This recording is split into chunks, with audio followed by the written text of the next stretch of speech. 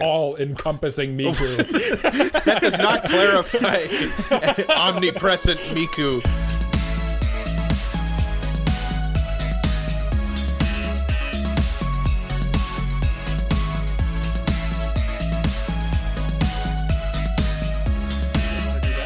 Yeah, let's do that. Mari Krombu Weebs, my name is Cole, his name is Mike, his name is Jay. We like anime, and this is episode 59 of the Anime Protagonist Podcast. And on this week's episode, listen, you weebs, we've seen your rooms. They're disgusting. So we're gonna have to find someone to clean them, like a maid of some sort. So we'll find out which anime character makes the best maid to clean your disgusting bedroom. So gross. And we also review the critically acclaimed manga Look Back. Look back. Thank you. By who, Cole? That guy. Hold on. Tatsuki Fujimoto, author of Chainsaw Man and yeah, Fire Punch. I was just looking it up. Give me a second. I got you. Now that I've been humiliated by my co-hosts. Try to help you. You out, Anyway, oh shoot, I forget whose turn it is to... It's Mike's. Michael! I knew that. What's on your mind? Hi, it's me, I'm Mike. What's on my mind this week? Well, it's my birthday week. That's nice. So I've just been out and about doing birthday stuff. You know. Oh. Thank you. Get a pop for for Mike. Yeah, how about that? Yeah. Birthday pop. Yeah, went to a nice Italian restaurant today. Had some pizza. It's lovely. Nice. Very lovely. There is one weird thing about the restaurant, though, that really upset me quite a bit. And I just want to talk to you guys about it. Was it expensive?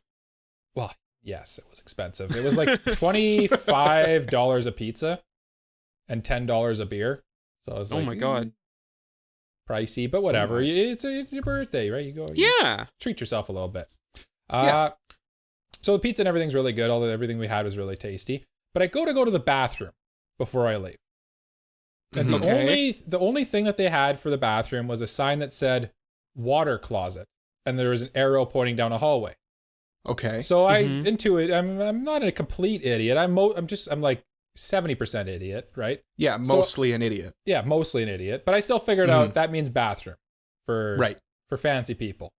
And then I go down the hall, and there's a door there that's slightly like it's open. It's like slightly ajar, and it just has the two initials on it, WC. And you look at it, and you're like,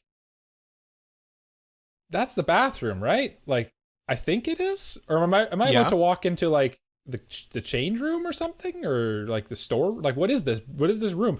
So basically, this is just my rant saying, just call it a bathroom, call it a washroom, make it a normal thing. Put the little dude on the chick on the door, like, don't make it confusing. But it's fancy. But it's not. The first sign that said water closet was literally like a piece of paper drawn on with pencil crayons almost. It looked like they printed it out. Like, it was not even fancy at all. I was like... They took one of the kids' drawings because they couldn't find where the washroom was. So they made a sign, showed it to their waitress, and the waitress was like, ooh, this is a good idea. Yeah. But my point is, there's a time and place for fanciness. And when someone's about to wet themselves, you don't want to have to figure out, is this the bathroom or is this not the bathroom? Just call it the washroom. You know what I mean? You know what I'm picking up? I'm very pro water closet as a term in general. Yeah. No, why? I'm big into that. Yeah. No, you're not. I love water closets. You don't believe that. I'm gonna be the guy in the dead center here and say, either or, man. You don't care. I don't care. You'd walk those giant boots into the water closet, no problem. I will put my giant boots in that closet. Good. I hope you do. Full of water. Secondary thought that's on my mind this week is I bought myself a little birthday present. I bought myself a really expensive pair of wireless earbuds. Ooh. Because I previously had put my nice pair of earbuds through the wash and they were no longer functioning. So I was like, now is the time. Now is the time for a new pair. So I went out and bought them. And here's the thing with buying fancy audio stuff. And I think, Cole, you might know what I'm talking about a bit because you kind of delve in like the music world a bit. Once you have nice, high quality audio equipment, it's really hard to go back to the cheap stuff. It it ruins it entirely for you. You know what I mean?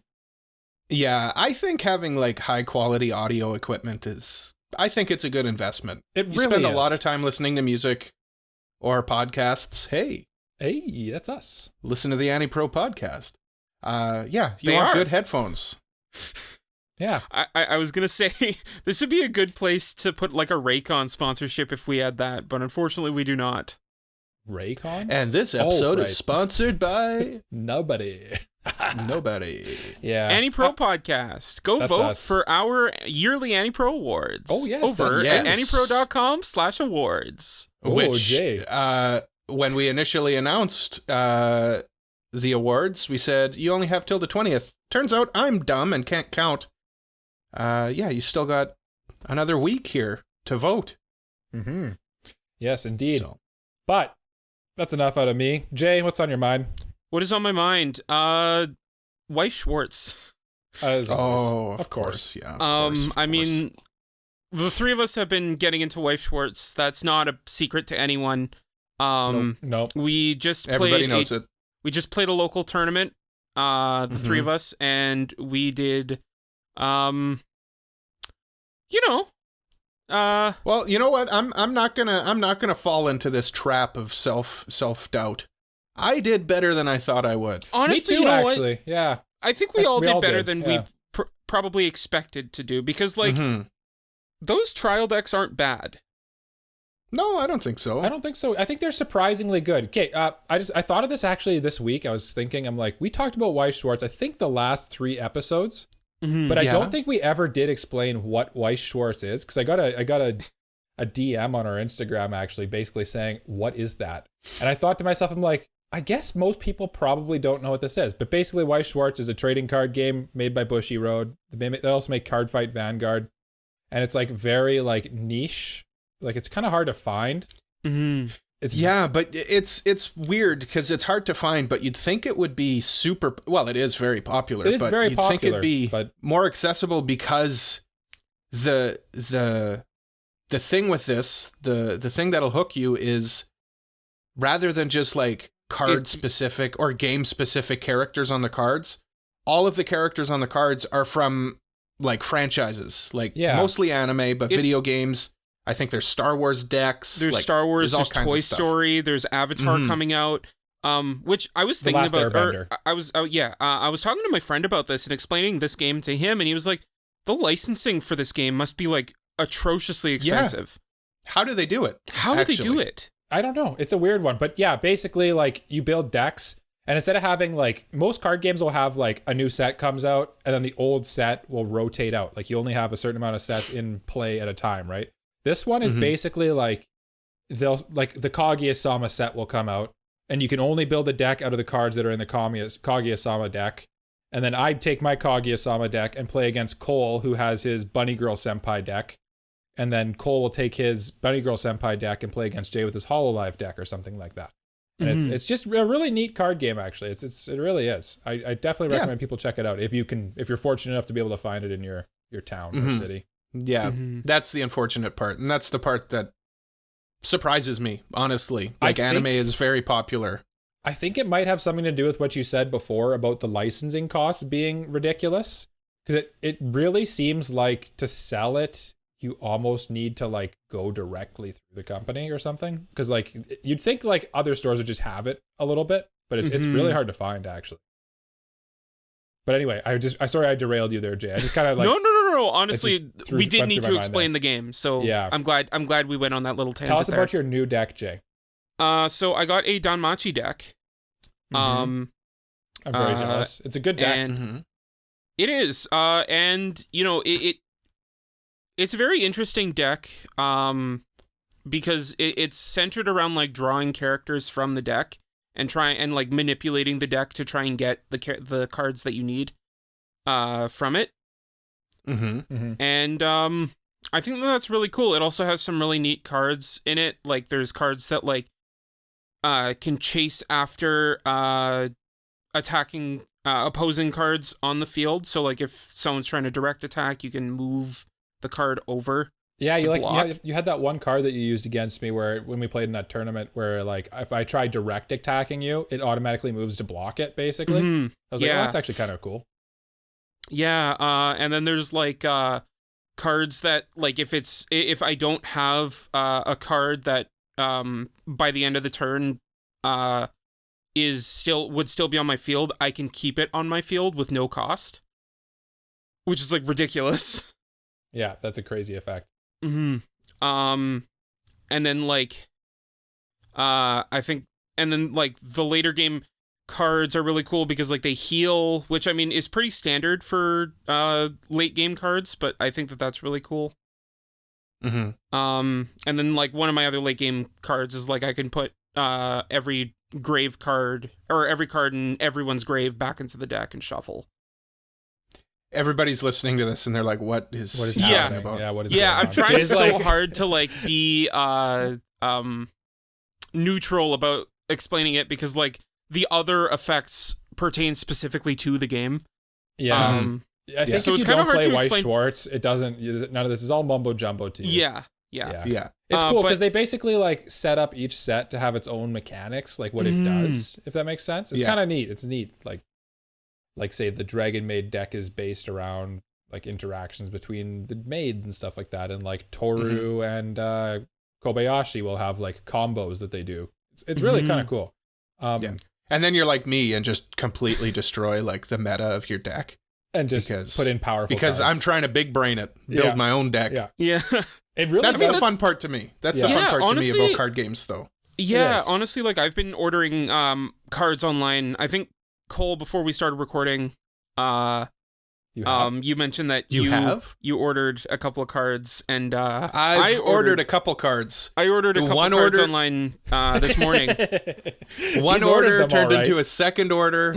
Second order turned into a third order. Third order turned into a fourth order. And that's it. That's it. I think I'm going to place a birthday week order, and I'm going to basically, I'm going to order the Kobayashi deck. Kobayashi's Dragon Maid deck. And I'm also going to order some cards. I've watched a couple of YouTube videos on like, you can make a couple additions to it to make it into like a semi-tournament competitive deck. Well, and the fun thing about this card game too is you can really like get into it by playing franchises that you're into, right? Yeah. Like of course you can just play your Nino quintuplets deck and just wipe everybody out, or you can just like that deck is busted. That deck's not fair. Yeah. Did you guys both play the guy with the Nino deck? Oh no, I didn't. I did, and it just destroyed you. I think that's I got him to level. I got him to like mid damage. I think Cole finally had a taste of like what an actual competitive like tournament Weiss Schwarz deck is like. Yeah.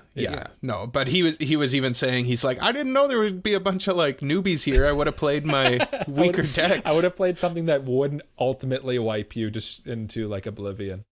But you know what? Even still, like I treated the whole tournament thing as like a learning experience. Like what do I guys need are in so my deck? Nice too. They were so nice. Yeah. Like I was playing one guy and he was just like, if you have any questions, feel free to ask. Like if you want to take a look at any of my cards, just ask me and I'd be glad to show you anything. So just don't be nervous. And Cole or Jay, you said you had a crazy story about Cole's deck or something that you wanted to talk about on the pod. Yeah, honestly, because Cole's been making so many adjustments, I don't think it applies anymore. Oh. Well, my deck is still the same so far. Because it hasn't arrived so yet. far. Yeah. Okay. Because none of my cards have arrived yet. So, I just want to talk about like when we were on the way home from that one game store when we were picking up sleeves on the way back from Mike's. And we were talking about just kind of like your deck strategy and kind of like, because we were talking before and you were like, I don't know what my early game would be like. And we just kind of like discussed like what your early game could be, and then you showed me like a card and you were like, yeah, I don't know, like I never used this card. Yeah. Right. And I think like it was a card that like you can switch 2 cards on your opponent's field or something like that. Yeah. And then I think you also have another card that doesn't allow the user or like your opponent to move cards around. Yeah, I'll have to show you the cards again because they have weird effects. Mm-hmm. Anyway, and this is enough talking about effects. I was going to say, yeah, this is getting too technical, I think. But the point was, like, when we were talking about it, I was like, these cards like might work well together. Maybe look into it. And then so I completely disregarded Jay's advice. Yeah, as per usual. Yeah. Can I tell you a funny story about my Weiss Schwarz deck that happened? Yeah. Just real quick, last little anecdote. Is it funny? It is kind of funny. The guy that I played first round, my first ever competitive Weiss Schwarz duel, I played through the duel. He was very serious. He took the game very seriously. He was nice, but he took it seriously, you could tell. And I was like actually kind of almost winning with my trial deck, because I told him at the beginning, like, just letting you know, like, I'm sorry if I take longer. I'm a beginner. Like, I'm playing with a trial deck. You're probably going to destroy me. And he's like, that's okay. Don't worry. And then we were playing, and I'm like kind of winning. And he could tell he's like getting a little frustrated. He's like, like getting upset a little bit. And I'm like, oh no, I'm so sorry, guy. And then of course he won in the end, but don't worry about that. And then at the end, after he destroyed me, he basically like kind of was like, yeah, it was a good duel. I think you might have an illegal card in your deck. And I'm like, oh no, what? No, really? And then I spread out my entire deck. I showed him every single card, and he grabbed one. He looked at it. He's like, oh no, you're okay. And I'm like, oh, thank God. I was so worried for a second. I'm like, I will commit seppuku right now. It would be very disappointing if like you buy a whole trial deck and then like it turns out one of the cards in that deck is just banned. Yeah, but it was all good in the end. But anyway, that would have been absolutely tragic. Yeah. Yeah. Have you made any alterations to your deck, Mike? Yeah, I put some of those other. I have a Bang Dream deck, so I put some other Bang Dream cards in there. But I think I racked it with my last editions, to be honest with you. Yeah. Anyway, enough about Weiss Schwarz. Cole's like sitting there like, ask me. So I'm gonna ask him, Cole, what's on your mind? What's on my mind, indeed. This is the moment everyone's been waiting for the last 20 minutes. Hold on.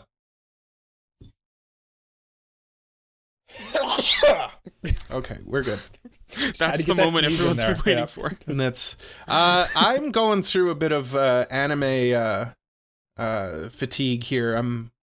I haven't watched anime in a week. Not a single show. Yeah, but you know what happens. I have watched to fill the void? What's that? Hololive. Oh. I'm getting back into it. Oh, no. Is it because of your... I asked you this on the way back from the tournament. Probably. Is it because of your Weiss Schwarz deck? Probably. That's probably has something to do with it.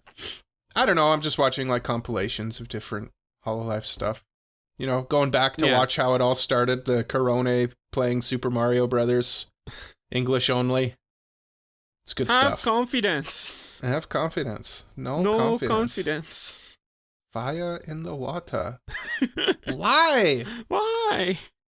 Fire in the water. Why? I'm just smiling and nodding because I don't know the whole life at Smile and nod. Anyway, I don't have much to say about this. That's pretty much all that I. Who's your favorite Hololive waifu? Subaru. Who's your waifu? Well, Subaru, obviously, but Subaru speaks Japanese, so I don't watch much of her. I like Mume, to be honest. Mume's good. She's the owl girl. Who did I decide I liked? I don't remember. I don't know. I told you guys I liked someone. The day I'm gonna say Mori Calliope. I don't know. Yeah. Sure. She raps, I think. She was on Trash Face a couple times. She dropped some bars. Callie's good. I think I gotta go with Crony. Oh yeah, Jay likes a Crony. Yeah, Crony. Yeah. I also like Amelia Watson. And of course right. Gargura's always classic. Can't I also gotta give Kiara a shout out because she likes Tails. You know what? They're all good. They're all good. They're all good. They're all good. They're all so wholesome. I hope Sana's doing well. Michael. Are they though?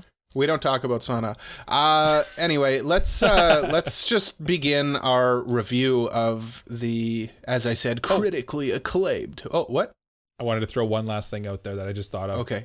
Yeah, go ahead. So I do most of my YouTube watching at work. Yeah. And I just thought about it. I'm like, could I watch Hololive at work? And then I just had like a flashback to earlier this week when someone was like, one of my work friends was like, Yeah, you know what? You're just into your Sailor Moon crap you watch all the time, eh? Just like big eye anime characters, you weirdo. And I'm like, no, I probably should watch all work. Anyway, Cole, continue your spiel. Watch some Hololive at work. Mike, no shame. No shame. No shame. Oh, I don't have any shame. Don't worry about that. But no, just watch some Minecraft streams. They're so peaceful and calm. See, here's the thing. I don't love Minecraft, so just find a game you like. No, it's perfect to have in the background. Honestly. Okay. Yeah. If you're at work, that's good stuff. I don't. Anyway. Oh, yes, I was just gonna say I don't like Minecraft either, but there's always like one of them's always playing something that's fun. I like Minecraft. You guys can get bent, but don't get bent before we review this manga. What are we reviewing, Cole? That manga. Look keep Back forgetting. by Tatsuki Look Fujimoto. Back. Thank you. So obviously we can't review this in the same way that we review an anime, because usually we talk about the OP and the sound and voice acting. Now, I don't know if anyone's familiar with manga as a medium, but there's not much voice acting in manga. But what there is visuals. There sure is, yep.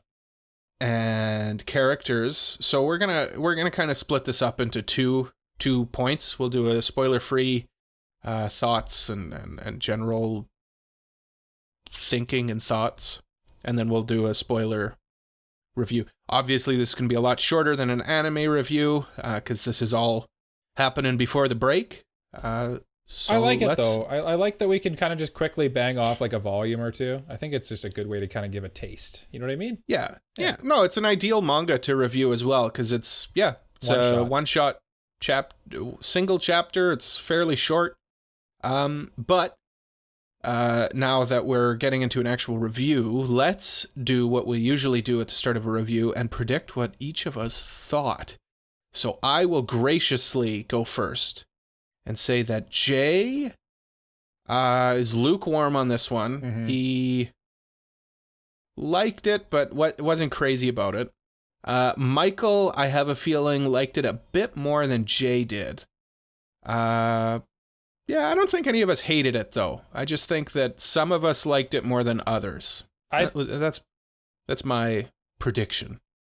I'll go next. I think Jay, again, like kind of echoing what Cole said, I don't think he loved it, but I think there's not enough here to hate it. I think you probably just felt, yeah, it's good. And then I think Cole probably thought this is the greatest piece of fiction ever written. Just because I don't know, there's something about it. Like Cole, for the listeners, Cole is like a cinemaphile, and as I would say, a cinema snob. And Fujimoto does things in a way that appeals to people like Cole. So I think like probably he really liked this a lot. Jay, what are your thoughts? Interesting. I think that Cole loved it because it was Chainsaw Man, but more like more down to earth and slice like of life-ish. Slice of life, and that I think that's more Cole's speed. And then also like obviously Tatsuki Fujimoto's style of the paneling and all that, like vibed with Cole. Nailed it there, Jay. And then also the fact that it wasn't like it was just the one chapter. Like Cole was like, "Oh, I'm already done. I don't need to keep going." That too, and there wasn't much words to read as well. I'm sure Cole liked that part too. There was words. And then Mike, I think he really liked it, but I don't think he liked it as much as Cole did. Okay. So, based on our predictions, it goes me at the tippy top in terms of liking, Mikey in the midi, and Jasif in Jay's bottom. Yeah, I would say probably Cole. This is like a 9 out of 10. Me, this is an 8 out of 10. Jay, this is like a 7 or 6 and something out of 10. That'd be my. I feel like that's good. Well, let's just get right into it. Visuals. For a manga that's really like you guys said, it's very down to earth. It's not an action manga or anything like this. It's a very. I think it's just his style specifically. He's got a unique style for sure. It adds a lot of like. His style is character very, and like action to a non-action manga. Yeah, and like it's very focusing and pays attention to like subtle movement with how the panel is laid out. And like I kind of feel that this is just how Tatsuki Fujimoto's manga are, but like they play out a lot more like a storyboard for a movie than a typical manga. Yeah. That's kind of what I was kind of hinting at when I was talking about Cole would like it, because it's kind of like cinematic in a way. Mm-hmm. Like he definitely, I don't know if you guys have heard, but Studio Mappa actually intends to like animate all of his works. And I think that's just a great move by them, because like all of his stuff basically is written like storyboards basically. Yeah, he doesn't really play much with the panels themselves. Like you see a lot of different mangaka kind of be experimental with their panel layout. But for him, it's pretty straightforward, but just very nice panels. Mm-hmm. So, you know, I just want to mention the two things like visually that really stood out to me in this. So the first one was the panel where she's like dancing in the field. Yeah, we're not going to talk about the plot of it. Or, yeah, she's dancing in the rain. I just thought like the way that the panels flowed in that one, and like the way that he draws like faces and emotions and stuff is like, he always draws them kind of like, they always look kind of a little ugly, but in a way that it works, if that makes sense. Like her face when she's like expressing this like joy / like sadness / like happiness, like somehow it looks kind of bad, but at the same time it looks awesome. If that makes sense.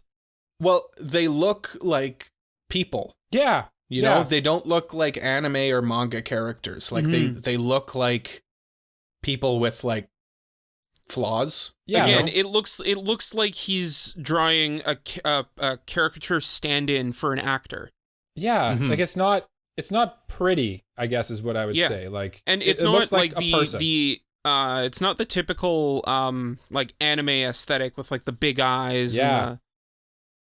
Right. It's a lot more down to earth and a lot more grounded, I guess. Mm-hmm. Yeah. I mean, visuals is really the only thing we can talk about pre-spoilers. Yeah. Panel composition, I guess, would be the other thing. Yeah, the other panels that I wanted to bring up were the repeated, because there's several panels like this where there's like an entire page in the manga, and it'll just be like 4 panels or 3 panels of just her sitting at the desk. Mm-hmm. What do you guys think of those? I like that because that's like a montage in a movie. Yeah. Right? It really did a good job of like displaying the passage of time. Mm-hmm. Exactly. Exactly. Like what you would do in a movie as a montage, he does in the manga as just panels. Mm-hmm. Yeah. And like you were saying earlier, like it kind of just like it reads like a storyboard almost, like for a anime. Like I can just see this is going to get animated eventually. Yeah. Into like an OVA or something. But yeah, that's kind of all I had to say about visuals. Again, it's classic Fujimoto. It looks nice, and it also looks kind of ugly at the same time. It's kind of like a beautiful black swan, I guess. And it just looks awesome. Yeah. I kind of think like if you prefer the anime aesthetic, then you might not be into it. Yeah, if you like everything to look super clean and pretty, that's not what this is. Yeah. Mm-hmm. Yeah, he almost has a sketch-like quality to his art. Yeah, kind of. Again, going back to it looking like a storyboard. Yeah. And honestly, like I wouldn't be surprised if like he was kind of like trying to get his ideas out quickly, so he was just like quickly drawing it out, and then like he redid it with inking and that. So yeah, it's hard to know. Yeah. I guess spoiler-free thoughts at this point? I don't know. I think we've kind of already basically said it, like all of them. Like I think this is a really definitely worth a read, just because like I read it in, I think it was 20 minutes. The entire thing. Like it's a pretty quick read. There's not a lot of actual text to read, but like you can kind of like look at the visuals and stuff. I definitely recommend it to anyone, especially if you like Chainsaw Man or any of Fujimoto's works. Like it's a slice of life story in his style, which is really good. Mm-hmm. Yeah, definitely check it out. Cole? Jay. Oh, Jay. Stop being so nice, you Canadians. Okay. So I kind of agree that I would recommend it to anyone who reads or who likes Chainsaw Man, but it depends for me on what you like Chainsaw Man for. If you like the bloody, gory action, you might not like this as much because it doesn't have a lot of it. Yeah. But if you like the... Sorry, Mike is muted. I don't know if that was intentional. But if Jay has lost the plot here. Anyway, whatever. If you like the way the story is told through like his paneling and composition, things like that, and his writing style, then yeah, you will like this series. So, and then if you just like, you know, dramas or slice of life, things like that, I think you'll enjoy it. Mm-hmm. Mike, would you like to explain yourself? I'm sorry I derailed you, Jay. I was trying to make my room more vibey. I was trying to turn on my LED lights, my RGB lights, and like turn off the lights. And so I muted myself to tell Google to turn them on. And then I didn't realize that it would just shut down Jay, seeing my mouth. Well, like if you had just gone like this, then I would have been like, okay, whatever. I didn't know. Mouth move, no sound. Mouth move, no talkie. I just didn't know if it was intentional. Yeah, I know. It's very, very strange. Anyway, my spoiler-free thoughts. This is a good manga. I immediately purchased it after reading it. Yeah, he sent a thing to our chat. Just a screenshot of him saying, not trying to spoil my thoughts, but it was just a screenshot of him buying it. Yeah. I immediately purchased it. In terms of like recommendations, yeah, Chainsaw Man, obviously, but also not Chainsaw Man, because people might think, I'm going to read this because it'll be like Chainsaw Man. It's not. No. It's not. No, if you like the art of Chainsaw Man, then yeah. The style is the same, but it's not the same like story. If you, that's kind of where I was getting at. Like if you like the writing style of Chainsaw Man, in terms of like, you know, it's by Tatsuki Fujimoto, then you're going to like it. But like what he does so well is making believable and like just the way the characters are and interact with each other is so good, like so realistic and good, and you can just like get invested in it. That's what this is. He just like flexed his ability to do that. What I would say in terms of recommendations, and it's kind of a weird one that may be a little bit you know what? I'll save this for right after we start spoilers. Okay. And then I'll say what I want to say. Who's the author? Okay, never mind. Yeah, just save it. So, spoilers from here. Spoilies. Yeah, spoilers for about the next 10-ish minutes. Skip to the break if you don't want to be spoiled. If you do want to be spoiled and you've read it, then stick with us. And there's timestamps in the description. You can check it out. Yeah. Okay, so spoilers in 3, 2, 1. Spoilers. I would say Goodnight Pun Pun as a soft recommendation. This is like Goodnight Pun Pun watered down and a bit more palatable. Goodnight Pun Pun hurts. It hurts your heart. Yeah. This one just kind of hurts your heart a little bit, but not quite so bad. In a different way, right? Like I'm only halfway through Goodnight Pun Pun, but I definitely see what you're talking about with the recommendation. Like it's a lot of like character interactions and it's very like kind of dark and like gritty in a way. Mm-hmm. Yeah. But that's what I'll say about that, because I don't want to spoil anything else for any other manga that... yes, because I haven't finished all the way through Pun Pun, so please don't. Characters, there's only 2 characters in this thing that really do anything. Yeah. We've got main girl who likes to create manga, and we got the other girl who likes to draw, like backgrounds and art and stuff. One thing that kind of took me by surprise a little bit is when they were talking about how good of a mangaka that other girl is. She only really draws like landscapes. She doesn't do any like stories or anything like that. Like all of her little panels in the strips were just like basically backgrounds, which comes into play later. They were all just saying like, oh wow, she's a really good artist. Yeah. And that kind of discourages our main girl. The whole plot of the manga is these 2 girls working together to create manga and then drifting apart. One of the girls is kind of an outgoing, fun, normal girl who likes to create manga. Mm-hmm. And the other girl is like pure hikikomori, who just draws like backgrounds. And then they meet and create manga, and eventually they become serialized mangaka. And then they drift apart again, and then tragedy strikes. Yeah. Did you guys she see that kind of coming? like inspires the Hikikomori to go back to school. So did I. Yeah. Yeah. It wasn't shocking. I was like, I know this is gonna get kind of like dark and sad at some point. Just the way like it was setting up. Mm-hmm. What I didn't see coming was kind of the resolution of the plot at the end, where there's kind of like this like pseudo alternate dimension time travel stuff going on. I didn't really get that thing. That's kind of that's just Fujimoto's style. Like he can be crazy sometimes. I felt like I was too dumb at the end of this. I was kind of like, what just happened? What's going on? I had to actually go back and reread it. And I still don't feel like I get it. I kind of took it as like she's just in so much grief that this is all in her head. Yeah, something kind of maybe a little bit amazing happened. Mm-hmm. But she took it as like a sign from the universe to just like keep drawing her manga despite what happened. Okay, so I feel better now because that's kind of what I ended up taking it. Like it was like almost like a fantasy in her head almost. Mm-hmm. Mm-hmm. That's kind of what I was thinking as well. Like it was just all in her head. Because I think at the end, doesn't he show her just like continuing on by herself? Yeah. And it's just like I think it's she goes just back like a to montage. drawing. Yeah. Because she goes and she reads the last, I think it was volume 11 of Look Back, which by the way, at the time, Chainsaw Man was at volume 11. Mm-hmm. Oh, and then he continued drawing it. That brings out like an excellent point that I wanted to bring up here.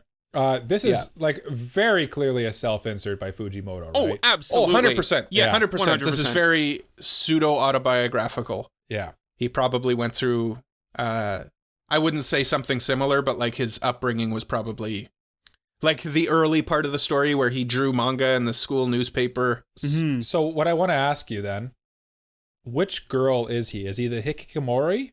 Or is he the girl who thinks that she sucks or thinks that she's great and then thinks that she sucks and then realizes that she's actually kind of good, but also sucks? Everyone was she's calling the main girl. her a genius. She's the main girl, right? Yeah. That's what I thought too. Is like because she also had a younger sister and like he on Twitter constantly he has a Twitter account where he posts as his younger sister, which is just a bizarre that doesn't exist. It's which a little is weird, bizarre, but like piece of Fujimoto. Fujimoto's a bizarre person. Yes, he is. I also kind of feel like Fujimoto. No, I'll talk about this off air. Okay. Yeah.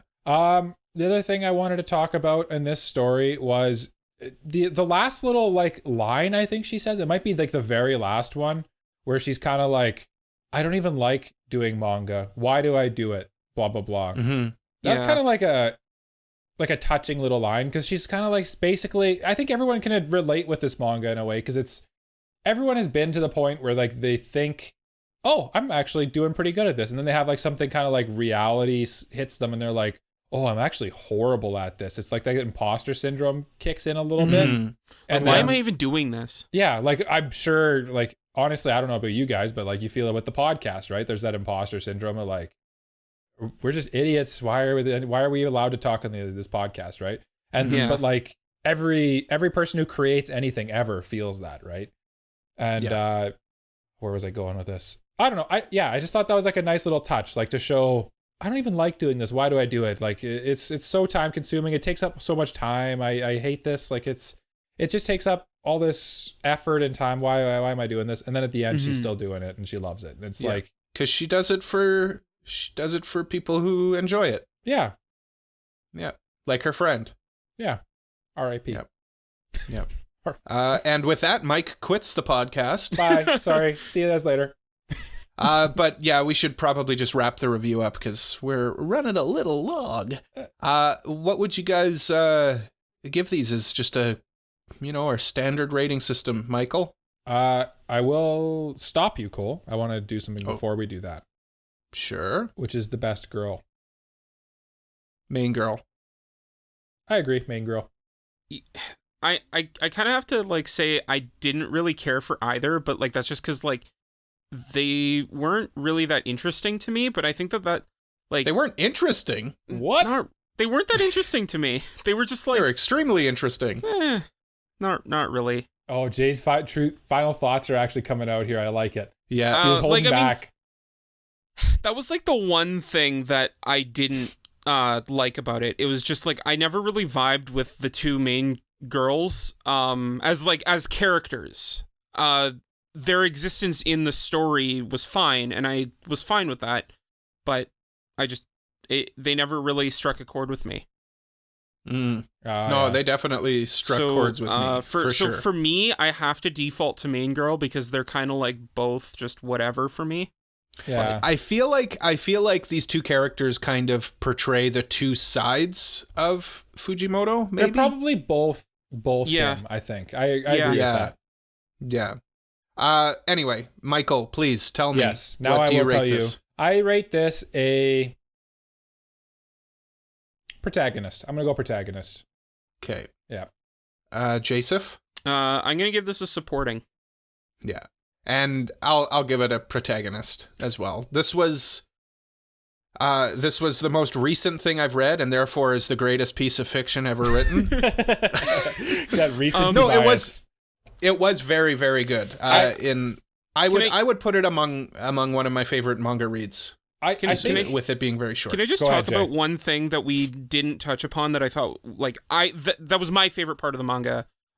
Yes. Aside from like that one panel with her in the rain. That's for sure the highlight. It's kind of the scene that leads up to that, where like the whole first part of the manga is like she's jealous of this other person that's making or that's also in the same news column in school, and like she keeps trying to like improve her drawing and improve her art, trying to make it better. And then when she goes and meets that other person, it turns out that like she was just a huge fan of hers, and she just like wanted an autograph. Yeah. Like she was like, I'm such a big fan of your panels. I read them every week. Like, you know, you've been doing like I find it crazy that you've been doing it every week since I think it was like 3rd grade or something. Sign my back. Yeah. She's like, I need you to sign something, please. Like, sign me. I don't have a piece of paper. Sign my back, please. And I thought, and then she finds that those pajamas in her room at the end. It was beautiful. Yeah, what a beautiful manga. I thought that was a really good scene because it was kind of like it was a good climax for like that portion of the story. Mm-hmm. Yeah, it was definitely the act break for sure. Yeah. This will make a great OVA someday. Yeah, or even a movie, honestly. Yeah. I don't know if there's enough here for a movie. You'd have to add some stuff. It could be. It could be a movie. Yeah. But yeah, that's our thoughts. Let's assume diving position. Yes, Michael. Let's dive into my mailbag. It's time for the mailbag. That was very loud. We switched to a new recording software we're gonna up our game here, and we're still getting the hang of it. So if things are weird, I'm so sorry. But also, stick with us. We're learning. We're a bunch of idiots. We're somehow are allowed. We're to trying talk to do you. better for you. Yeah. We somehow got 130 something of you to subscribe to us, and for that, thank you so much. We appreciate that. Yeah, actually, we've seen a lot of growth on the podcast recently, and honestly, like it's every single person that ever joins. I just feel so cool. Like I'm like, this is. I worded that wrong. It feels so cool every time that someone comes honestly, in. I'm like, this person cares about us? What? Yeah. I know what Michael's saying, and he doesn't want to like feel like he's stroking his ego. Mm-hmm. But it is really cool to realize that, you know, we created this thing. And people are enjoying it. Yeah. People just come and listen. And we've love got people. You guys. We had somebody come into our Discord and be like, wow, I'm surprised how many people are in this Discord. I'm like, yeah, me too. It's crazy. I know. And like we're getting like these comments in our videos that are like super long, and like clearly they really thought them out. I'm like, oh, that's awesome. We're getting people to like care about what we're saying. That's nuts. Mm. Yeah. We're idiots. We're three idiots that like. Why the hell are you listening to us? We literally planned this podcast in a car. It's accurate. We do. Yeah. Anyway, we have a mailbag from friend of the podcast, Bunny. And by the way, come to our Discord. You can leave mailbags for us. That's where I pull all these from. And there's a mailbag channel there. Discord links are at anipropod.com, or they're linked in the description of wherever you're listening to this. Anyway, Bunny wants to know, what anime has the best looking food and why does it look so good? It's simply, for me, the answer. I won't even hesitate for a second here, and I will tell you that it is Ghibli. Ghibli has the best looking food. Have you seen Spirited Away? Because Spirited Away has amazing looking food in it. Oh God, Ghibli is amazing. Yeah, but remember what happens when they eat the food? It's worth it. It looks so good. I would gladly turn into a big old pig. The other show, I already pretty much am. What are you talking about? The other Ghibli show that has like amazing looking food is Howl's Moving Castle. Like I'm just instantly reminded of Calcifer cooking the bacon and eggs on the stove there. Yeah. It's just like, oh, Ghibli, what are you doing? And then I have a second one in mind, but I have a feeling one of you guys is going to mention it. So go ahead. You guys tell us your favorite food. I have two in mind, and I'm going to say the first one. And I think that this one, I'm curious if either of you thought of it. And that's Your Name. I was going to say Shinkai Films. Yeah. So I like there's this one shot of like one of them splitting a tomato in half, and it just looks like the best looking tomato I've ever seen. And like I don't like eating like raw tomato or anything, but like that made me want to eat the tomato. It just looks so good. Yeah. It's so and then cool the other one too, because it's like you can't eat that food. Yeah. It's impossible. No one can eat that food. But there is one anime out there where like they make good looking food and I can eat it, and that's Food Wars. That's true. The food in Food Wars looks so good, and like in the actual like compiled volumes of the manga, they give you recipes for the food that they make in the show, so you can make it. I need to get the manga physical for that. So like just the fact that like it goes from like the like good looking food that like makes your mouth water to like you can make this too and you'll love it. You can't beat that. And I will say too about Food Wars, like as someone who enjoys like the fancier culinary side of cooking and stuff, like Food Wars does some cool stuff with food that like you could very easily do in your own kitchen, and it actually like holds up. Well, like they had a chef like as like a consultant for the manga. Oh, they must have, yeah. And like it says on all of the volumes who the assistant was. I don't remember the name at the moment, but yeah. I will say check out Food Kage Chris on TikTok and Instagram. That guy, he does so much good anime cooking as well. Yeah. Cool. Weathering with You was my answer. Shinkai Film. Yep. Shinkai Film, but specifically that one. The Big Mac. Yep, the Big Mac. We talked about it. We talked about that for sure. And B, that meal that she makes him that one time out of nothing. It's basically ramen with like it doesn't have potato chips in it or something. Yeah, I don't know. Yeah. I don't know but it looks better than any food I've ever eaten. Man, I could go for some ramen right now. Thanks. I'll make it for you. I was actually thinking about like, we should go for ramen sometime soon, boys. We should go for ramen sometime soon. Give Jay his second ever hard-boiled egg. You heard that right, folks. Jay's only eaten one hard-boiled egg. Add that to the list of things that I had. Add that to the chili list of things that I haven't eaten. I ate 6 hard-boiled eggs this week. I ate 6 hard-boiled eggs today. Oh my God. Right before recording. That's why you're so gassy. Yeah. I'm hoping the people can't hear that. But let's wrap this up with question of the week. Joseph, you said you had a good one. I did have a good one. And that is, who is your childhood hero? Whether it be a fictional hero or like a real hero, like a person that you look up to. Leave us a comment in the comment section down below. If you're on YouTube or in our Discord, Twitter, Instagram, wherever you find us, links to all of that can be found on our website. That is AniProPod.com. That's right. And let's go to an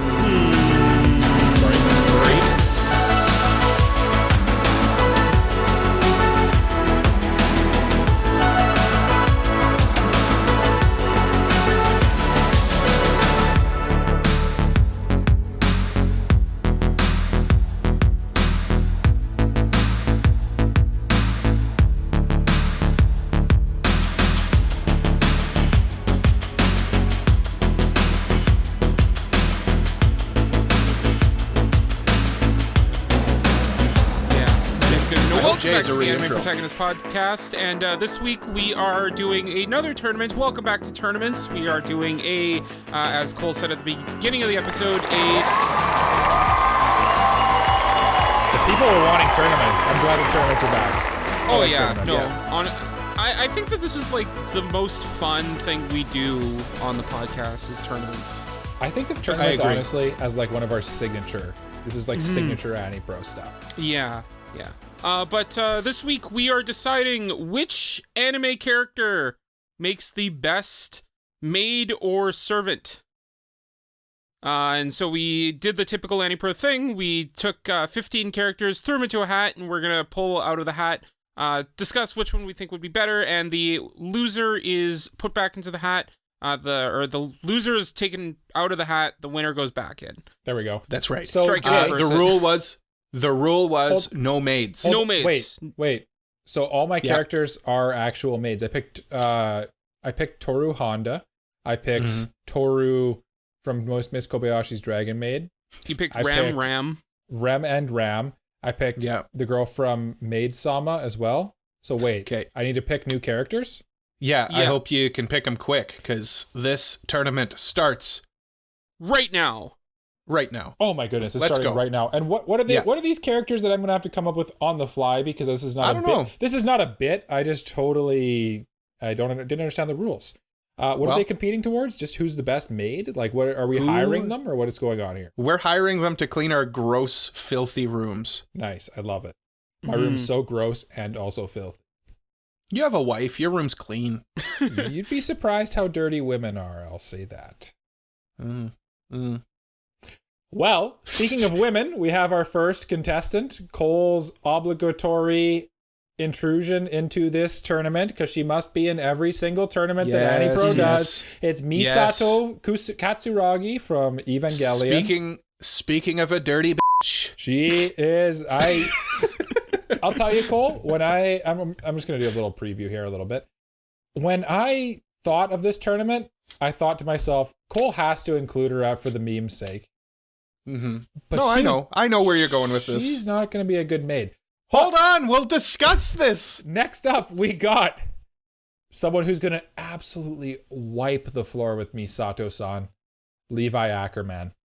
Levi Ackerman versus Misato Katsuragi. Okay, here's my one and only argument for Misato. Misato in a maid outfit. That is a very good argument, Cole.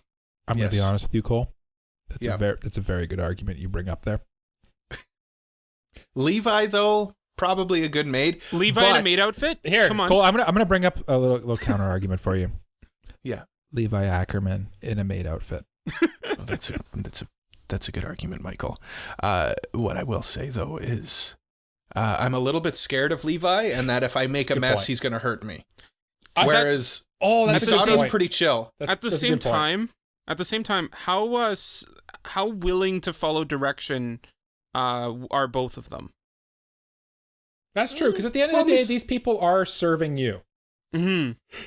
I feel like Misato would be more willing to follow direction. She is a subordinate to Gendo Ikari. Yeah, that's true. Yes. Levi seems like he's kind of more like a dog on a leash. Yeah. That's a good way to word. That's a good way to put him. Actually, is he? But you are the person who holds a leash, though, in this scenario. Yes, right? But sometimes the person he flies holding off the leash yeah, is in the most danger. It's true. But I will say this to you. Yes. You're paying your money to this person to clean your filthy, disgusting weeb room. Yeah. You want that room to be cleaned and cleaned well. Yes. Thoroughly and precisely and to completion. Yes. Which one of these two characters do you trust to actually do a good job for your money? Yeah. So no, I know it's true. I know you brought it's up true. the Misato in a maid outfit, but listen, you can hire somebody to dress up as a maid for you. Yeah. Separately from someone to be a maid for you. Those are two different things. No, I know. I agree. Here's my question. What if like you hire someone, and I'm fighting for you, Cole. Okay. What if you hire someone to clean your room, and like you tell them, I want it to be done this way. It needs to be done this way because of this, this, and this. And you come back later and they're like, oh, I actually didn't clean it like that. I cleaned it a different way because of this, this, and this. And you're left angry. You know what? That's a really good point. This is a tougher matchup than I thought it would be. No, it's not. Because Misato lives like a slob. That is true. There is no denying this. But she also works hard at her job. Oh. You know? Like, I don't care what they're like at home. You know who and also... Misato will follow my instructions. Levi is going to clean however Levi wants to clean. Levi's going to clean to the ultimate standard. It's going to be spotless. And the thing is, like, what if he cleans in a way where, like, you're like, where is my stuff?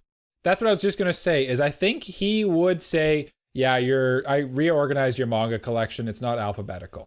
Now it is. I threw out all your waifu figures because they're meaningless. Yeah.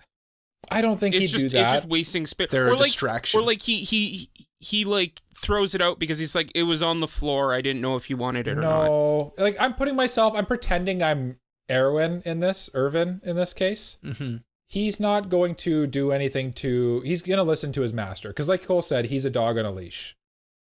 You know what I mean? Yeah. I'm just going to say it. This is an easy one for me. It's Levi. Levi's going to both do a good job and do it the way I want it. I know you guys are trying to talk yourself into pretty Misato in a maid outfit, and I can definitely see why. I'm not talking my way into Misato. It's more just like, I don't know if Levi would 100% follow what I want him to do. He absolutely would. That's the one thing Levi does, is he follows orders to the end. Yeah. He would literally die for you. Jay, what's your selection? If he's literally doing everything I want him to a T, then I'd pick Levi. But if he does what I like, if he does his own thing because he thinks that that's more optimal and it ends up leaving me angry, then it would be Misato, because I feel like she does do her job. I feel like the one who'd be most likely to riff in this scenario would be Misato. I'm going to be honest with you. I think she'd be the more likely one to be like, hey, I noticed you're doing this way. I think this is better. I just did it. I just went and did it that way. I feel like it would be less, I decided to do it this way instead, and she would instead be like, I know you told me to do this. I didn't think it was necessary, so I just didn't do it at all. Who are you going, Cole? I am going strictly based on who would do a better job in cleaning. So Levi. I think that's probably the truth here. As good as Misato in a maid outfit cleaning for you is, at the end of the day, you want your room clean. Yeah. Mike, I hope you find a picture of Misato in a maid outfit. Here's another question that I want to ask you boys. Would Misato wear the maid outfit? 100%. Yes, 100% she would. Okay. I think it goes without saying that all of these characters are going to wear a maid outfit. Yeah. Yeah. Oh yeah. I'm picturing Levi with his little like headband on outfit and stuff. No. There's like, it's like canon. He actually like is a very good cleaner. Yeah. Yeah, that's part of his That's thing. his shtick, yeah. There's like a whole thing. Okay. Right? Yeah. Anyway, next up we got Levi, back in the hat. Yep. Yeah. Rei Ayanami from Evangelion. Okay. Versus Miku Nakano from Quintessential Quintuplets. Cole and Jay, please argue endlessly about which one of these characters would be the better maid. Well, they would both be bad maids. This is not my selection. This is Michael's selection with Rei Ayanami. And of course, Jay's selection is Miku Nakano.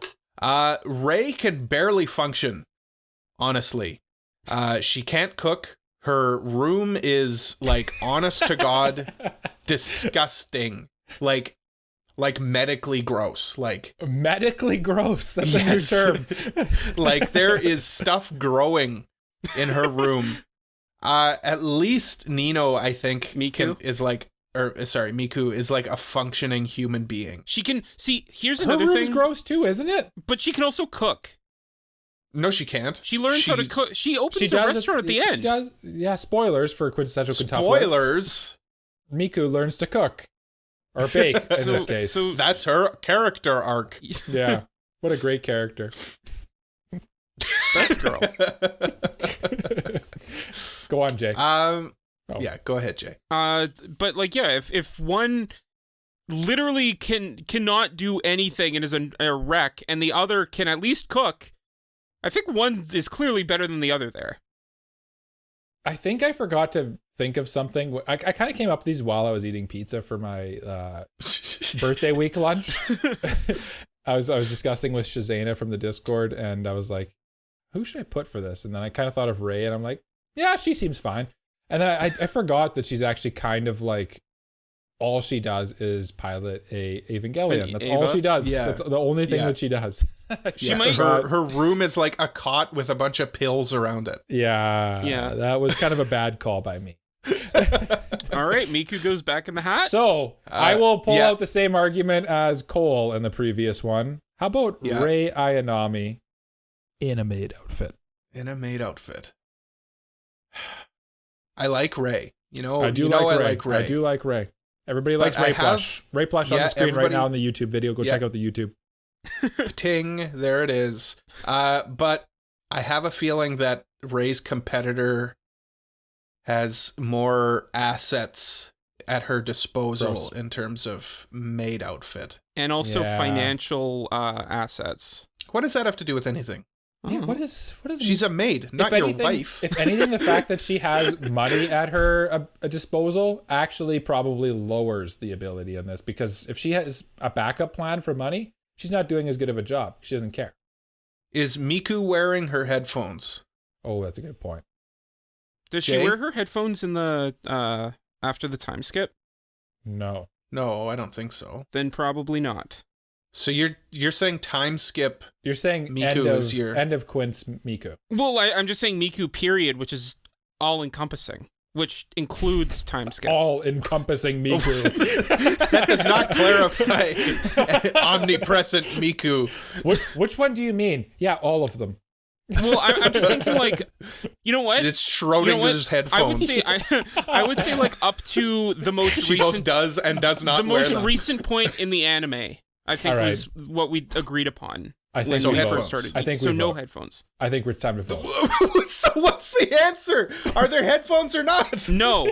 There are no headphones. Okay, no headphones. No headphones. That makes it much more palatable to me. I'm going with Miku Nakano.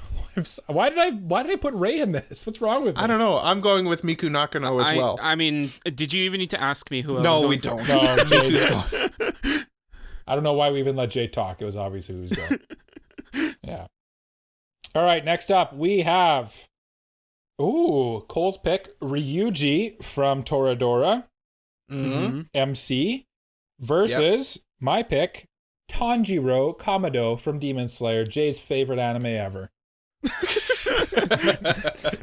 I mean, Ryuuji loves cleaning. He does. He loves it. Mm-hmm. He loves cleaning. This is actually so that's the ultimate maid. This is a fierce competition, not gonna lie.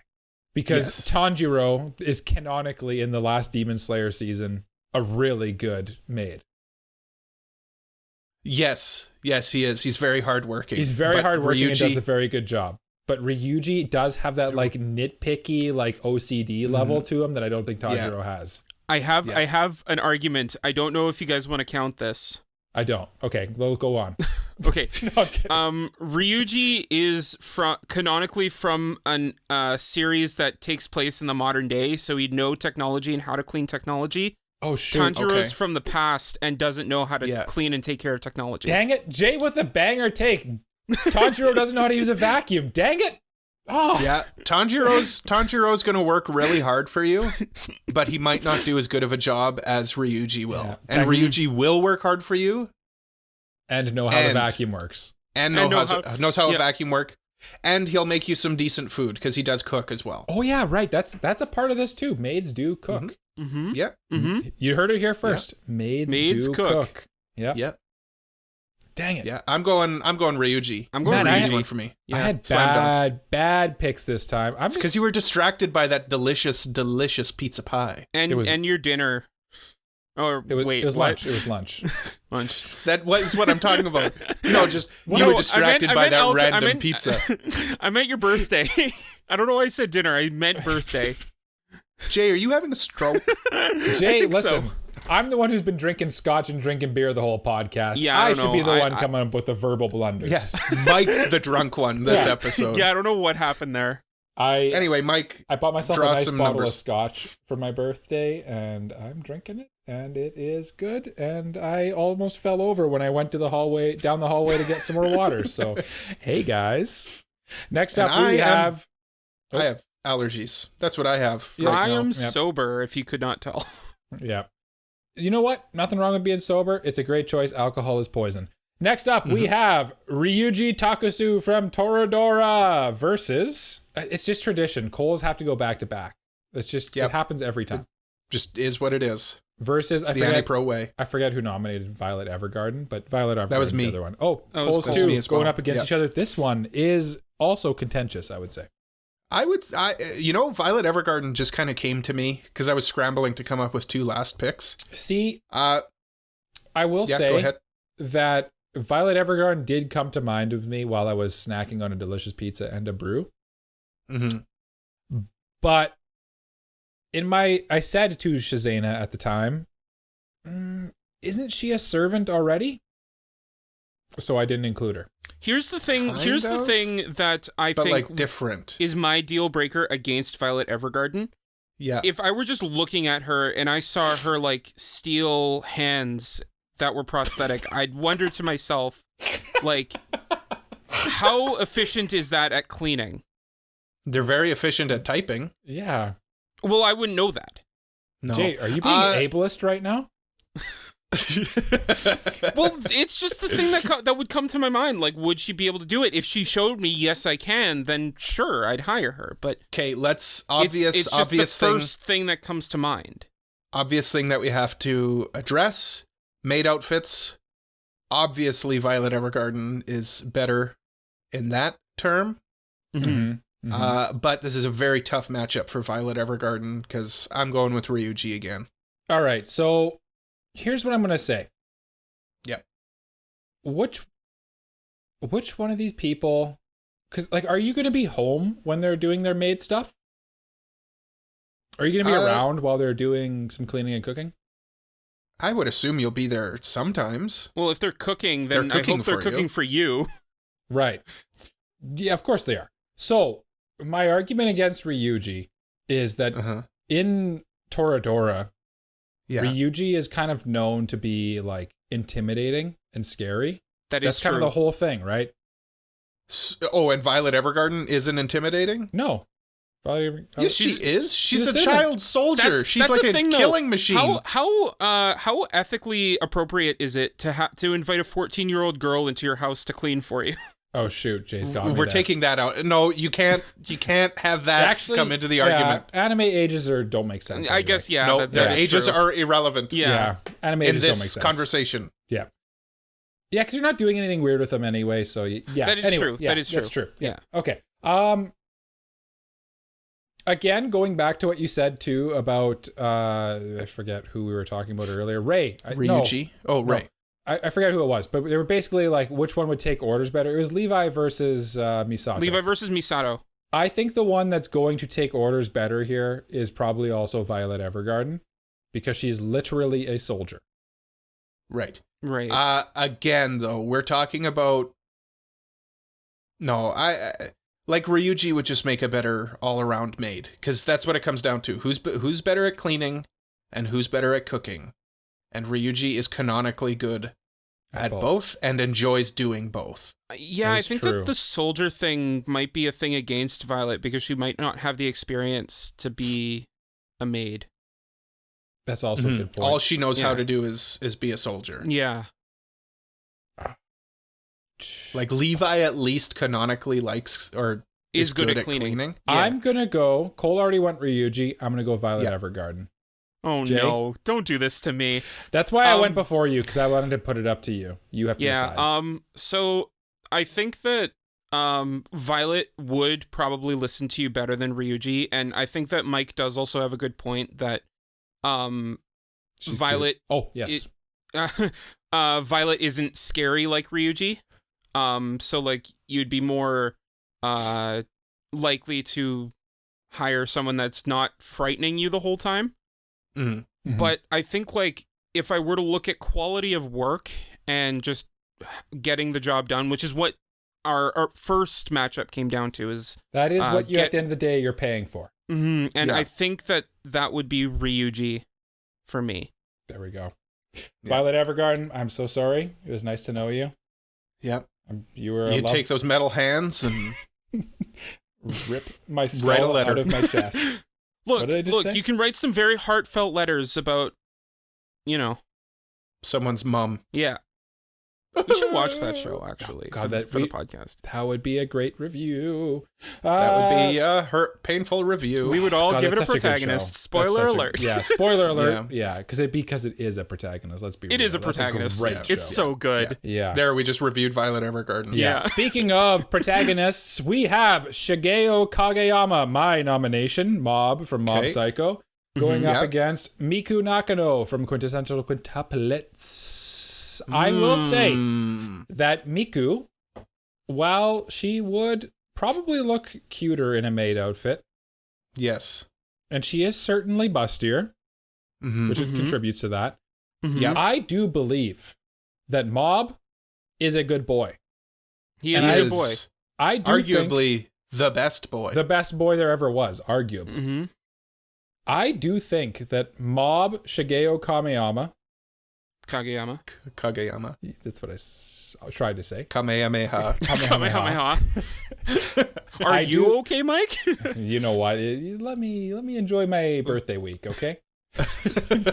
I do believe that Mob, since he's such a good boy, he would move heaven and earth for you. You know what I mean?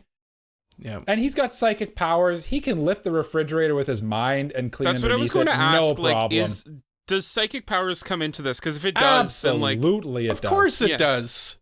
Yeah.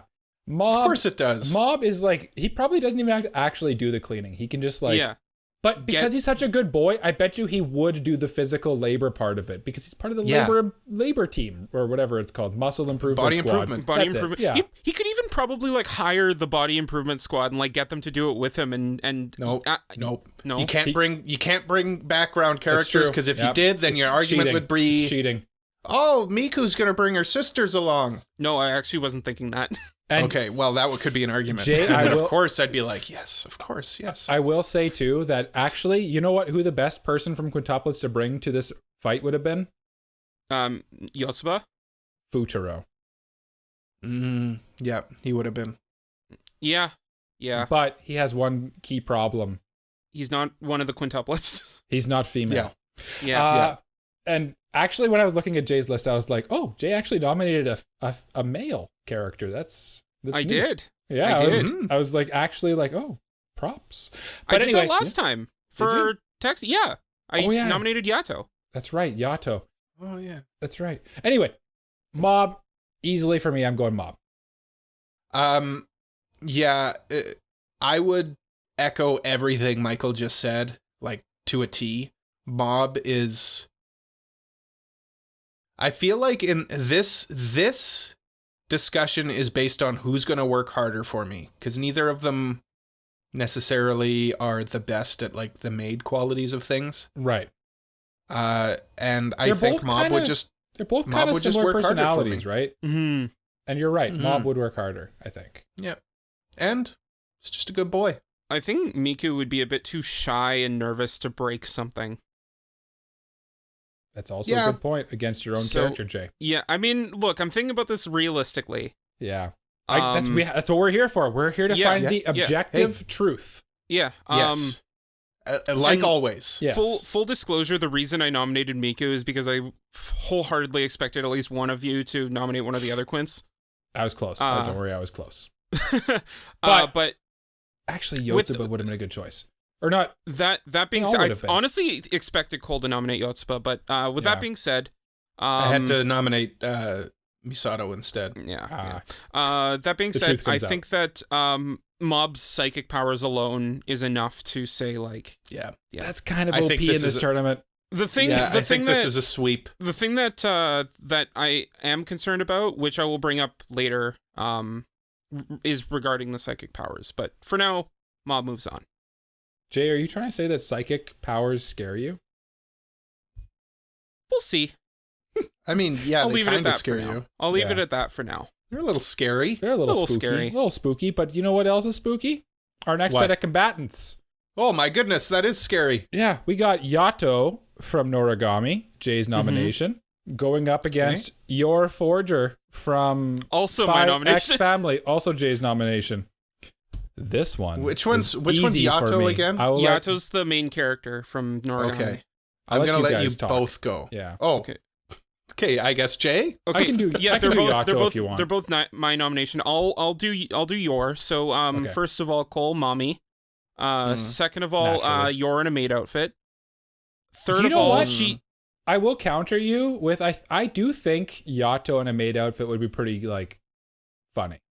I do think it would be funny. Rock the maid that outfit. Is true. It would be funny. I do. Mike's showing his true colors here in this. He's been drinking, so he's. But the fact that Yor is already a mom, like she already has a daughter to take care of in Anya. She knows what it's like to take care of someone. She knows the house dynamic and juggles that with her other job. So yes, I think that with that, Michael, would you please present your argument for the other guy? For Yato from Noragami? Yes. So, here's the thing with Yato. He is a hardworking sumbee. He is. He will do whatever you say for the 5-cent price. That's yen important. Price. That's the big deal breaker, and that's why I nominated him. That's Jay's sneaky reason why he nominated him, I'm sure. Yep. Yato, his whole thing is he wants people to love him. So that's why he will do the best job he can physically do. I'm surprised he will work his butt off. I'm surprised Cole didn't nominate Reagan. Reagan would have been a good choice too. But he probably would have somehow conned you. But Yato is who we're talking about. Yeah. He is, but the only thing about Yato that I don't know about is I think he could be kind of like, I don't want to say annoying, but it seems like he wears people thin a little bit. You know what I mean? Yeah. You know, I don't know exactly what it is. He kind of has like that greasy feel to him, but yeah, like he comes up to you with that tracksuit. Like, how clean do you think this guy is? Just like if you just look at him, right? Yeah. Here's my issue with Yor. Let's go with that. She can't cook. Right. I was gonna bring that up. I don't think she's particularly a great housewife, right? Like from like the can't cook, probably can't clean super good. She really cares about her family, but she does. She tries. She is mommy. Objectively. She also took care of Yuri. And she'd be wearing a maid outfit. Yeah. Both very good. Yato, $5 yen. Yeah, 5 yen. 5 cents essentially. Is cheap as heck.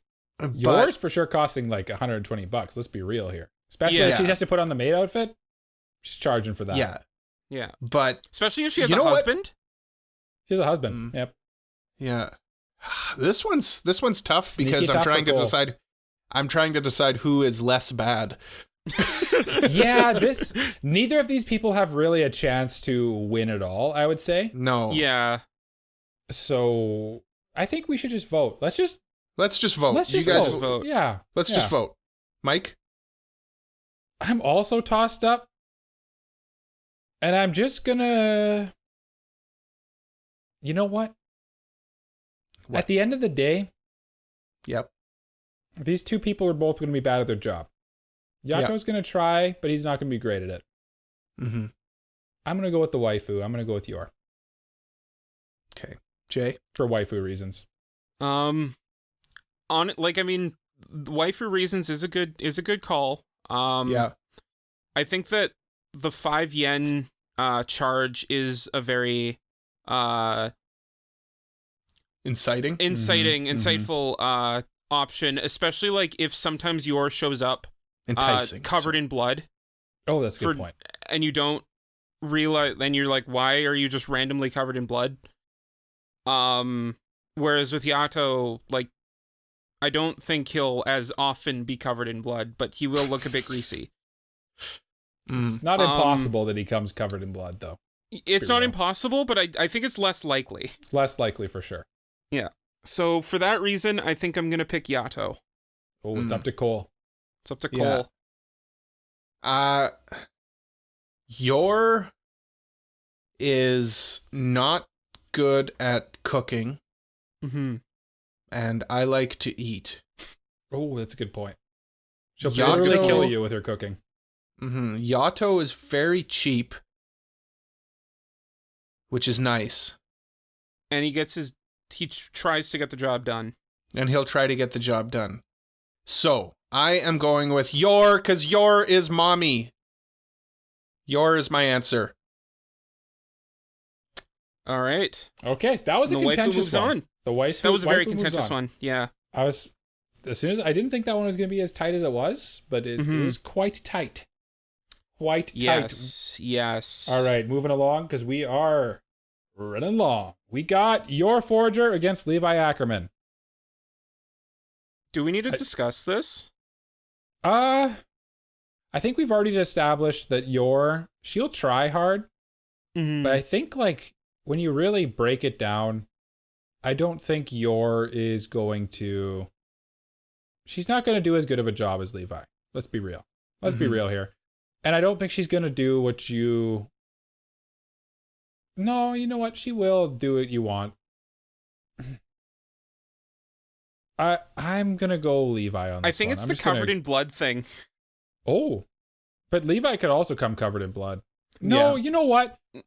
Levi, he has like that sense of like pride. Cleanliness. Where I don't think he'd let you see him covered in blood. Yeah, that's the thing. Like, he's very clean, so I don't think he would let you see him covered in blood. That's right. Well, he wouldn't come over until after he showered. You know what I mean? Would Yor let you see her covered in blood? I mean, she really came good home at to hiding. Yuri covered in blood. Yeah, but she's good at like hiding her job to everyone else. This is kind of like sneaky the same character, actually. When you really break it down, except one of them is like actually canonically it's Levi. very tidy. Levi moves on. Yeah, Levi moves on. Come on. Yeah. Come on. They're kind of the same character, except one of them in the actual anime and manga is actually very good at cleaning and tidy person. Yeah. Yor can step on me on her way out of my house. You will be the doormat as she leaves. Yes. Yeah. Next up, we have Aki Hayakawa from Chainsaw Man. I don't know why I said it like that, but they're facing off against Chainsaw Man. Chainsaw Man versus Saber from Fate Stay Night. Unlimited Blade Works. I don't even know which one. There's so many Sabers. It would be the Stay Night. It would. Well, yeah, it's the same Saber. Stay Night is the same Saber. That doesn't matter. Yeah. They're all the same. Yeah. This one I feel like the Maid outfit argument is a strong one. But I'm gonna need you guys to sell me on Aki because I don't know him. You don't know Aki. Okay. Aki has to put up with two idiots for roommates. Okay. And has to clean up after three them. Idiots. He already is essentially the Maid for Denji and Power. Okay. Yes. Who are objectively like incredibly untidy and like it's like living with they're like children. They're borderline children. They are just basically literally children. And does he like putting up with them? No. Well, he puts up with them. He puts up with them though. Does he complain? A bit. Kind of. A little bit, yeah. So would he complain about cleaning my messy room? No. No, if it's his job, he'd do it. Yeah. Again, this kind of comes down to like the Levi thing that we were saying where like if it's his job, he's doing it and he's doing it well. Yeah. Okay.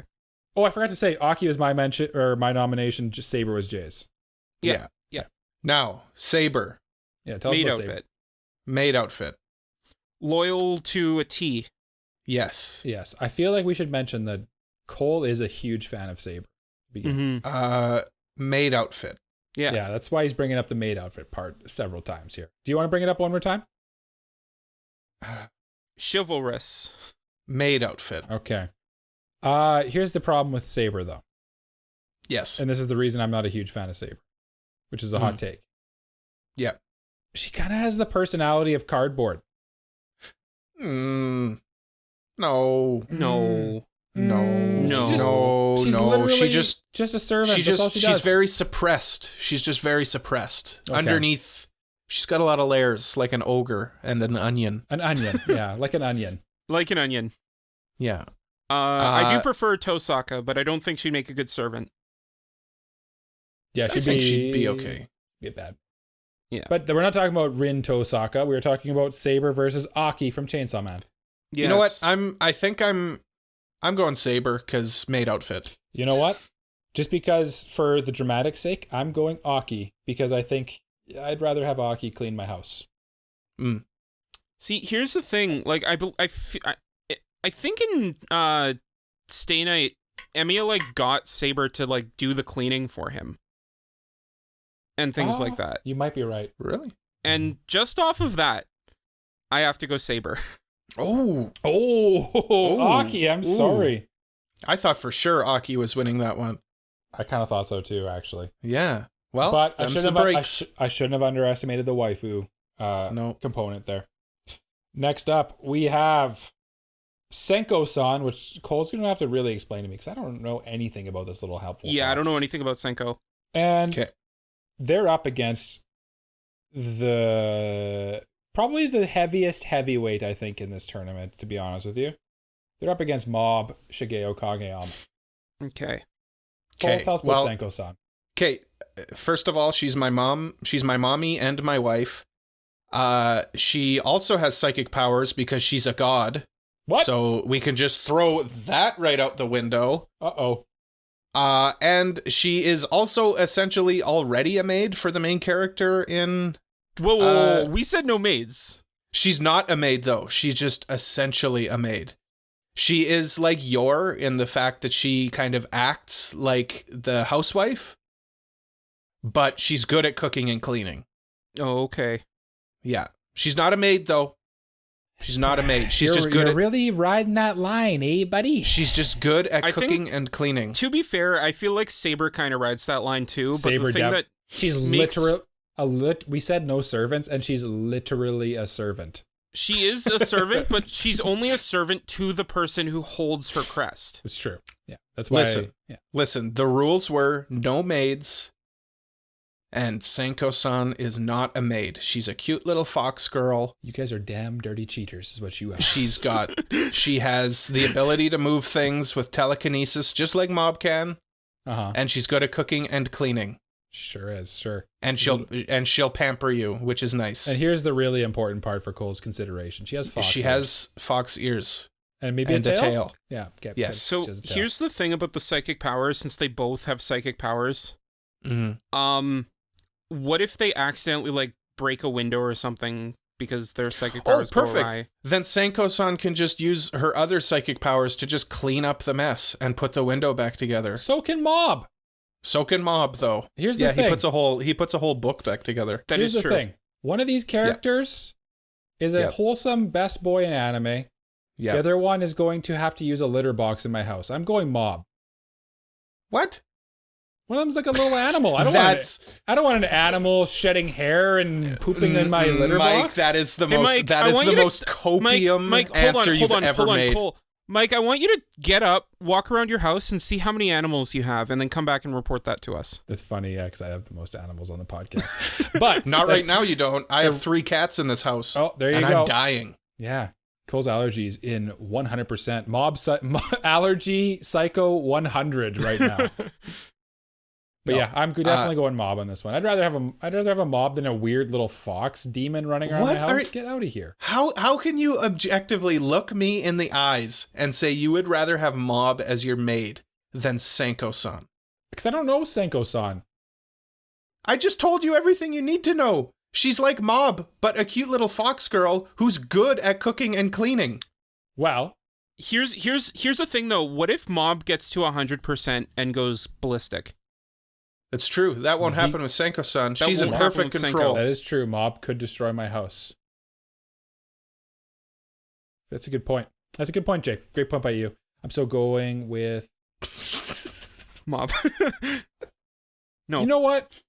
You might have convinced me. Okay, fine. I'll go with the little fox god. Fine. Cole gets his furry nomination. Let's go on, Senko-san. Jay, who do you pick?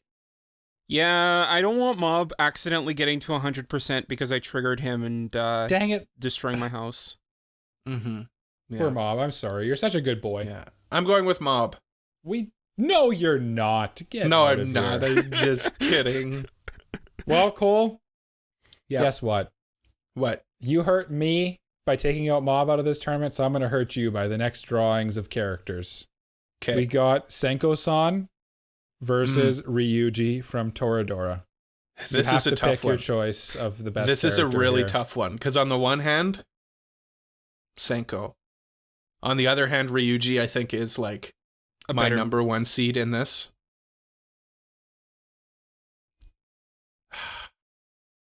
Can you guys pick and then I'll pick? Okay, so for me, I'm going to run it down to creepy little fox thing running around my house. She's not creepy. Why do you keep saying she's creepy? She's creepy. Maybe we should watch the show. Maybe we should watch the show and review it. Maybe so we Mike should. can actually get to know Senko. Yeah, I get to know how creepy she is. Versus the scary gangster boy named Ryuuji. Who likes to clean. Who likes to clean. Who likes to clean.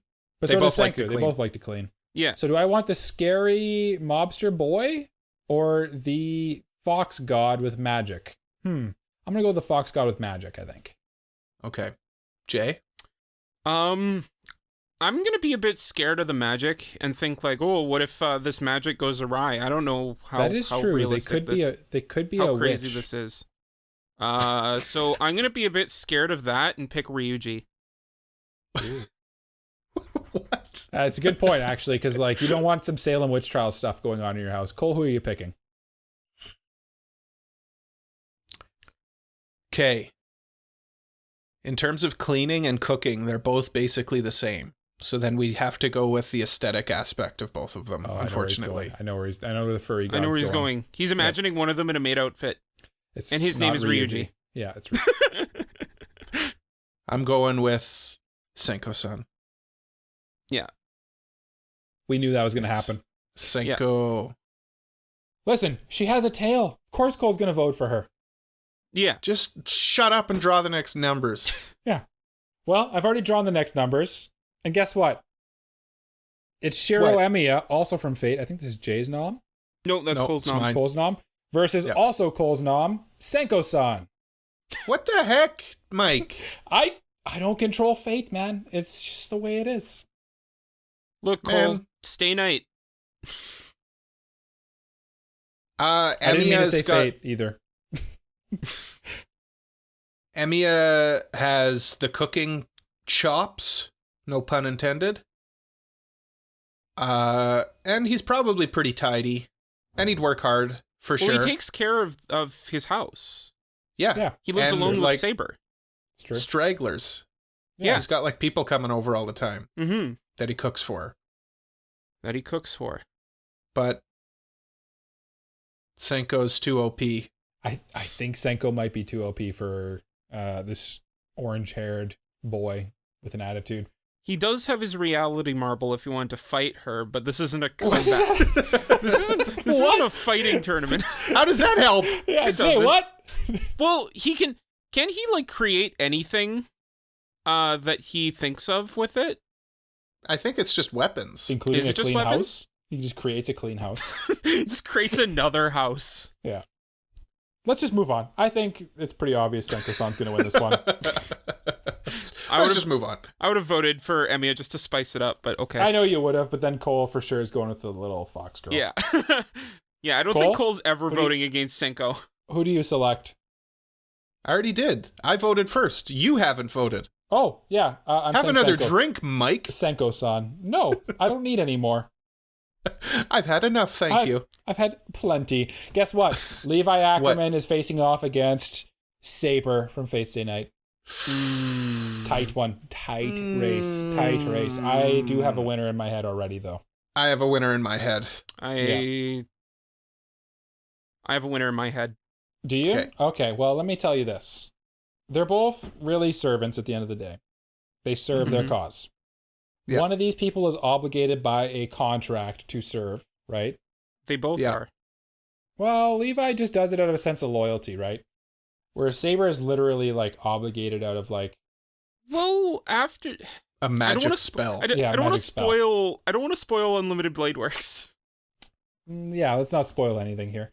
At the end of the day, when I think to myself, which one of these is the better maid? Which one of these would I more want to pay money to clean my house and to do a very good job for the money that I pay them? And that's really what I care about at the end of the day. At the end of the day, I want what I'm paying for to be done well. Mm-hmm. And at the end of the day, I think I just know in my heart to be true that Levi Ackerman's doing a better job than Saber. When it comes to cleaning, he's a more fastidious person. He really takes, he would have more of an attention to detail. Like, he's hitting the spots above your doors. He's hitting all these little spots that Saber might miss.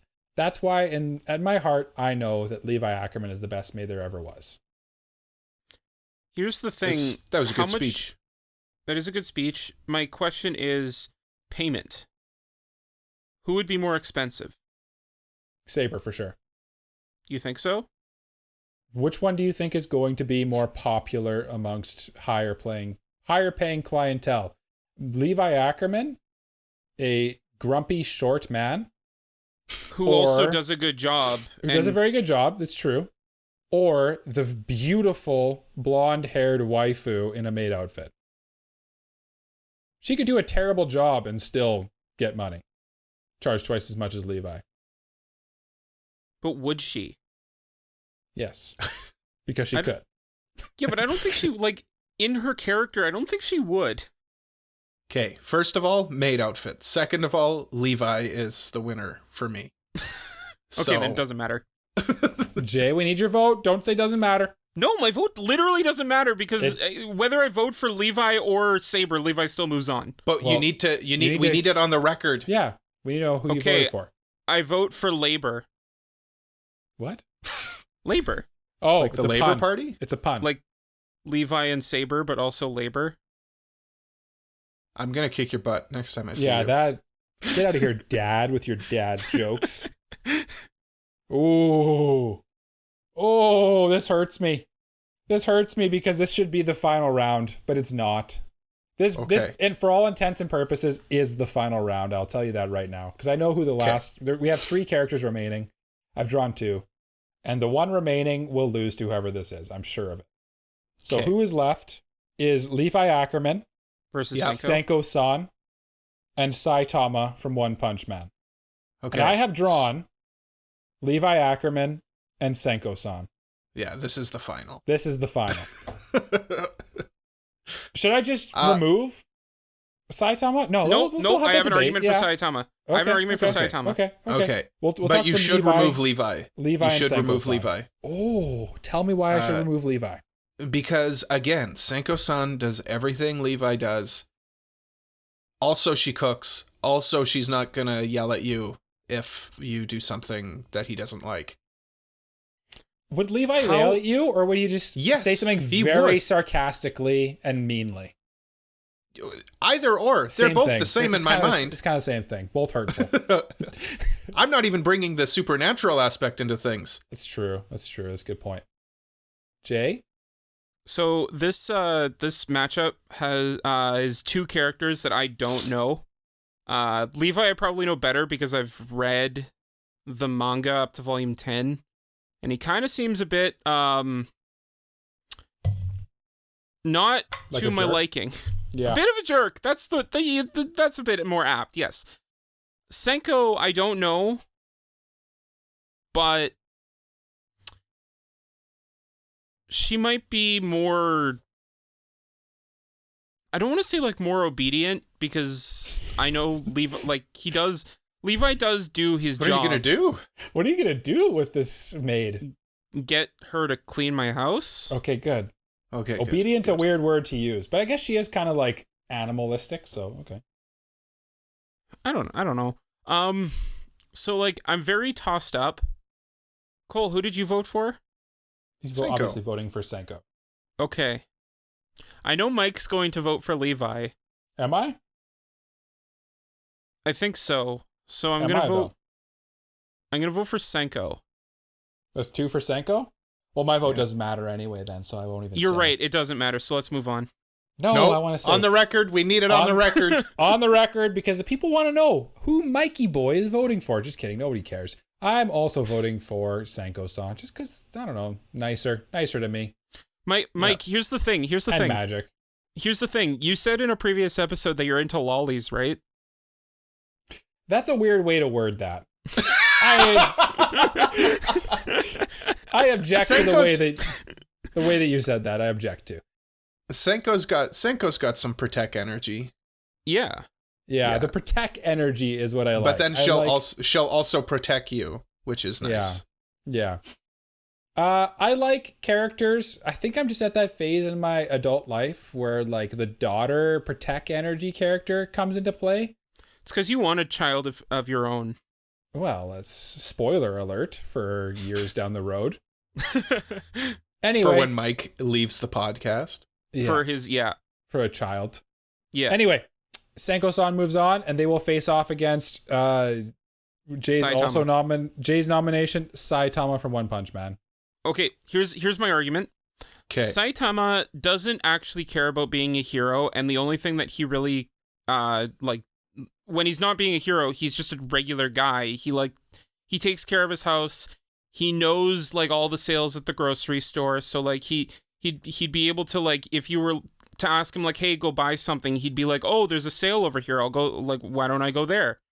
And he might save you money on things that you might want to, on groceries or things. He takes care of his house, so he knows how to be a housekeeper. He, like, the only real downside to him is, like, maybe he might have to be a hero sometimes. I'll tell you a downside to him. Okay. He's pretty lazy. That's what I was going to say, too. Isn't that he, is like, true. very lazy? He kind of just lounges around very often. This is and, true. like, isn't part of his thing that he gets bored of things pretty quick? So wouldn't he get bored of the job and just, like, stop showing up? No, I don't think he'd stop showing up. No? He seemed like a loyal guy. I just don't think he'd do a very good job. Even in heroing, he doesn't do a very good job. He just shows up and punches. Yeah, but that's because he's he so doesn't, strong. Because he doesn't have a challenge. Yeah, but cleaning your house isn't a challenge either. Well, depends. Well, I mean, it for like the right person's house or the right person's room might be. Yeah. Like he just shows up and punches. So like we don't know how he handles challenges. Because he hasn't faced one. That's true. Right. That's not but that's like cleaning a house is actually difficult. He does that too. Like he cleans his own house.